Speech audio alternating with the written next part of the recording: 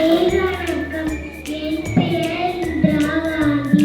நான் தான் இந்தியாவின் முதல் பெண் பிரதமர். நான் தைரியசாலி தலைவர் ஆவேன். நன்றி, வணக்கம். எல்லாருக்கும் வணக்கம். நான் தான் மகாத்மா காந்தி, இந்தியாவின் தேசிய தந்தை. நன்றி, வணக்கம். அனைவருக்கும் வணக்கம். நான் தான் சரோஜினி நாயுடு, இந்தியாவின் கரிக்குயில் மற்றும் சுதந்திர போராட்ட வீராங்கனை ஆவேன். நன்றி, வணக்கம்.